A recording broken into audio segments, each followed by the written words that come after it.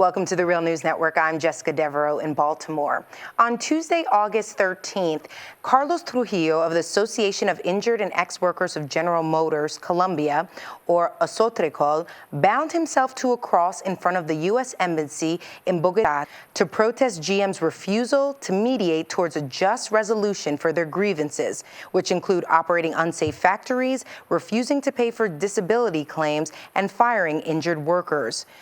Joining us now to discuss all this is Frank Hammer.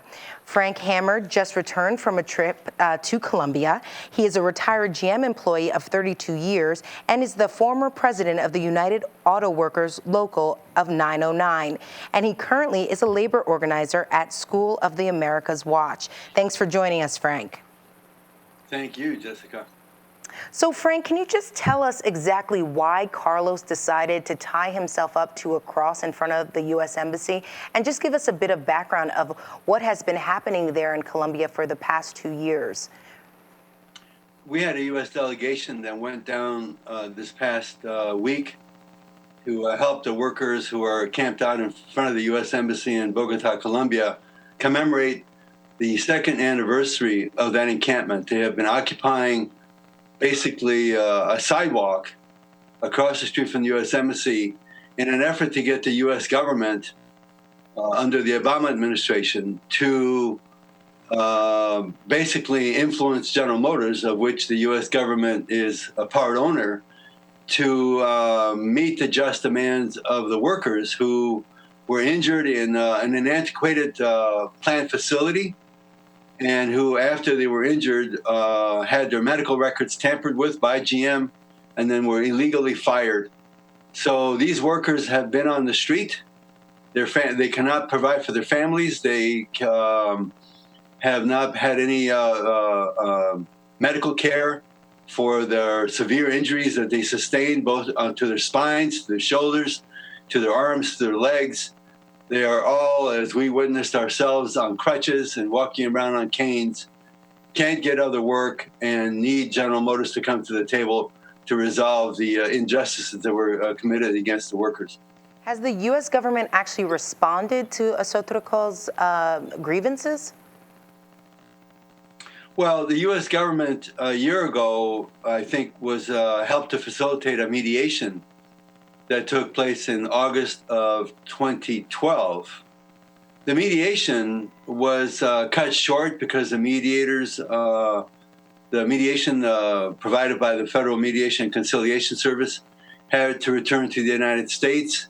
It left the parties in an impasse. General Motors blamed the workers for walking away from the mediation table, which was categorically untrue. And since then, we've been, in fact, one of the reasons we went down was to meet with the U.S. Embassy and urging them to reinitiate, or better yet, to complete the mediation that was started a year ago so that some just resolution can be reached and that both parties could accept. So the U.S. Embassy has been slow to call on General Motors to get back to the table. And we think this is most unfortunate because GM is actually reflecting on U.S. taxpayers who are part of the owners of the company. Okay. Have you actually visited any of these plants? Could you paint a picture for our viewers as to what you would find there? What sort of parts, first of all, is GM producing there, and how many people are they employing? Just give us a sense of what we would find if we were to be there in Colombia and see on the ground. I think it's very important for viewers to know that that particular plant in Colombia is not one of those plants that GM exported overseas. This is a plant that actually is rooted in Colombia, produces for a local market, doesn't sell their vehicles back here. It's an assembly plant that produces the Chevy Spark. For viewers who see a Chevy Spark in the streets of the U.S., those are the ones that come from South Korea. And the best way to tell you about the plant is what came out of reports from a UAW delegation, a delegation of my union, that went down to the plant to inspect it a year ago at the time of the mediation. And the UAW representatives told the U.S. Embassy, none of our members would work here. It's an antiquated plant. It had old, very heavy, cumbersome welding guns, and these are the things that workers from day in and day out had to wield and rotate and get into precarious corners in order to do the proper welding job on the car assembly. We also had workers that had to carry transmissions on their backs for the purposes of assembly. It was pretty primitive. And the real telling story is that GM, since the protest by the members of Asotokol, have made vast new improvements in the factory, as if to conceal the murder weapon or the maiming weapon. Today, there are have made ergonomics improvements.